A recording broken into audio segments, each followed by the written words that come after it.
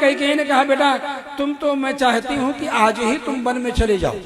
कैकेयी की पॉलिटिक्स चल रही है, डिप्लोमेसी चल रही है, राजा दशरथ पगला गए हैं, लेकिन कैकेयी का दिमाग चल रहा है। सोच रही है मैंने पहले वरदान से राम का युवराज, भरत का युवराज पद मांगा, दूसरे वरदान से वनवास मांगा, लेकिन सोच रही तो गलत हो गया।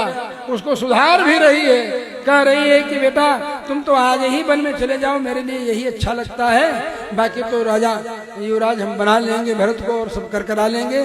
राम जी कहते हैं कि बस खाली यावन मातरम आपृच्छे, जब तक मातरम आपृच्छे मतलब जब तक माँ कौशल्या से मैं पूछ लेता हूँ, और सीताम चानुनयाम्य हम, और सीता जी को भी अनुनय करके और समझा दूं, सांत्वना दे दूं कि हम जा रहे हैं वन में, उतनी देर तक के लिए तो समय लगेगा ही अभी, बस हमको तो जाना ही, तो वन में जाना ही। सवेरे सवेरा हुआ था, सवेरे युवराज के पद पर प्रातर्भवामि वसुधाधिप चक्रवर्ती सोहम प्रजामि विपिने जटिलस्।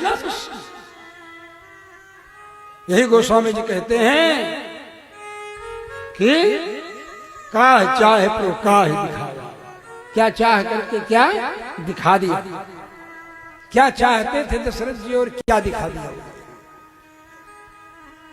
तैयारी हो। माँ कौशल्या के संवाद हैं, बहुत गंभीर गहरे हैं। माँ कौशल्या कहती हैं बेटा आओ जलपान कर लो, क्योंकि उपवास किया था ना, नियम था कि युवराज पद पर जिसका अभिषेक होगा आज ही से उपवास प्रारंभ करेगा, कल तक उपवास करेगा, उपवास करके पारण करेगा, पारण करके थोड़ी देर बाद फिर उसका अभिषेक किया जाएगा। तो यही कौशल्या जी सुंदर तरह तरह के व्यंजन वगैरह रख करके बोल रही थी। जब आए राम जी पूछने के लिए तो उस समय वो ब्राह्मणों के द्वारा होम करा रही थी कि युवराज पद पर होंगे तो मैं भी यहाँ होम आदि करा करके संपन्न कराऊं। और जब होम करा रही थी उसी समय राम जी पहुंचे और राम जी ने कहा माँ प्रणाम करने के तब तक कुछ पूछना चाहती। माँ ने कहा बैठो बैठो बैठो, पीढ़ा लगा दिया बैठने के लिए, सामने आसन रख दिया, बोले बैठो तुम कल से भूखे हो, जल्दी पारण कर लो, कुछ खा पी लो। बोले कि माँ अब तो हम इसको क्या खाएंगे, अब तो हमें वन में प्रकट होने वाले फलों को खाना है, अब ये मुनियों की तरह ऋषियों की तरह हमको आहार करना है, ये सब नहीं। तब बोली क्या, तब बोले पिताजी ने मुझे कानन राजू, मुझको पिताजी ने वन का साम्राज्य दिया है। माँ कौशल्या ने कहा ये क्या, बोले पिताजी की आज्ञा है कि मैं वन में जाऊं और भरत का युवराज तिलक होगा। माँ कौशल्या मूर्छित, भगवान घबरा रहे हैं, माँ को क्या हो गया, जल का छीटा उटा देने लगे, सांत्वना देने लगे, क्या हुआ माँ क्या हुआ। होश में आने पर कहा ये क्या है, बोले पिताजी का आदेश है वन में जाने के लिए। माँ कैकेयी की बातचीत हुई थी, भरत को युवराज पद पर बैठाना है, मुझे वन में जाना है और मैं आशीर्वाद लेने के लिए आया हूं। बोले वो पिता हैं, उनकी आज्ञा का इतना महत्व है तो मैं भी माँ हूं और माँ होकर के मैं तुम्हें आदेश देती हूँ। ये कहने के लिए मुंह और खोला आगे, तब तक भगवान राम ने हाथ रख दिया मुंह पर, कहा माँ हमको बचा दो, तुम ही बचा सकती हो, माँ की आज्ञा, मैं धर्म संकट में फंस जाऊंगा, माँ आगे मत बोल। माँ कौशल्या शांत, बहुत समझाया।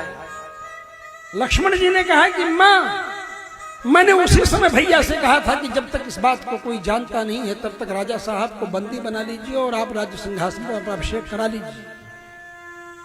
लक्ष्मण जी यही कहे थे जब राम जी आ रहे थे ना दशरथ जी के पास से कि जब तक माँ से पूछ लो, जब तक, तो रास्ते में अभी बाहर निकले नहीं तब तक लक्ष्मण जी ने कहा जब तक इसको कोई जानता नहीं है तब तक इनको बंदी बना दीजिए, इनको बंद कर दीजिए, यहीं पर रहे, मैंने कोई आ नहीं सकता जा नहीं सकता, ये भी नहीं निकल सकते हैं कहीं पर, ये दोनों यहीं रहे कैकेयी और ये दोनों, बस मैं देखता हूं कि कौन आपके साम्राज्य पद पर अभिषिक्त होने के लिए आता है। सामने हमारे कोई भी आता है अगर मैं देख लेता हूं।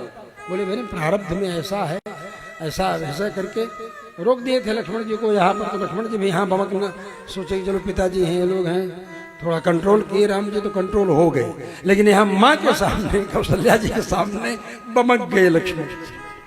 बोले कोई नहीं आपका विरोध कर सकता है, ये मेरी भुजाएं जो हैं, ये भुजाएं खाली शोभा के लिए नहीं है कि इनमें बाजूबंद बांध लिया जाए और इसमें श्रृंगार कर लिया जाए, इसलिए नहीं है ये भुजाएं।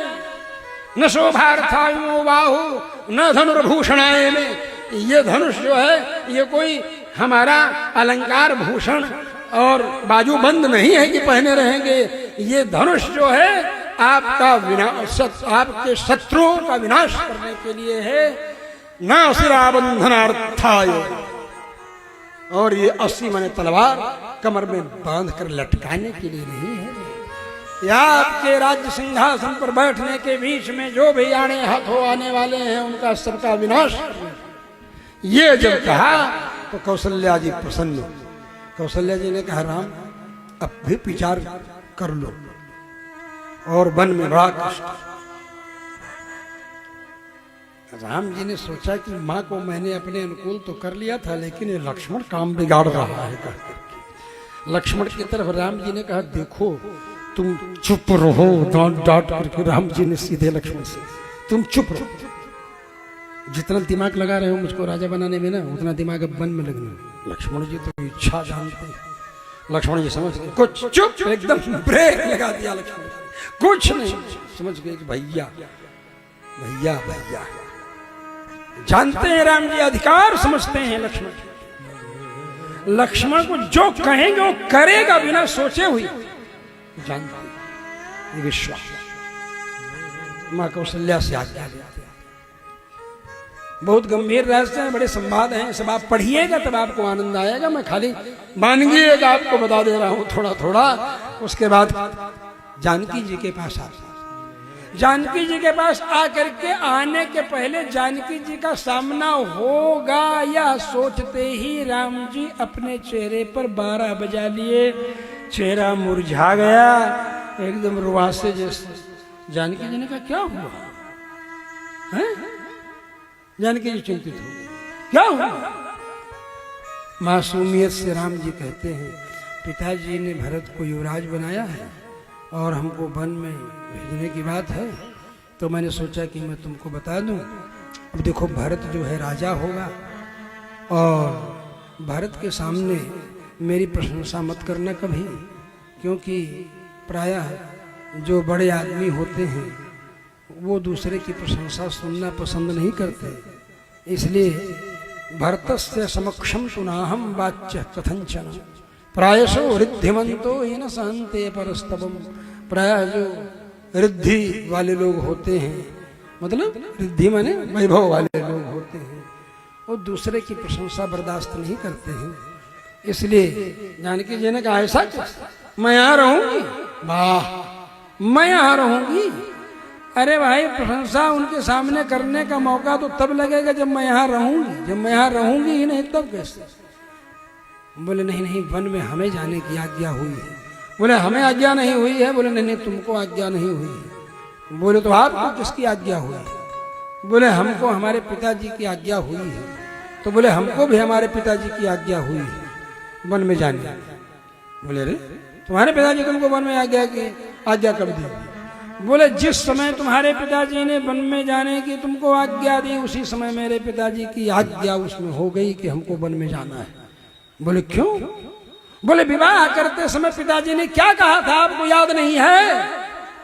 सीताजी ने झल्ला के कहा आपको याद नहीं है?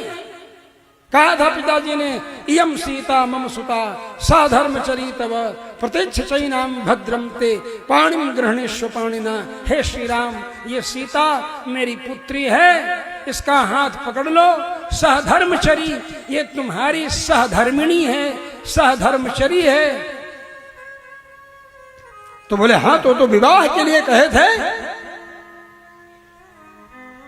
सहधर्मचरी मैंने पत्नी बनाओ, ये कहे थे पत्नी होता है। बोले फालतू है शब्द सहधर्मचरी है?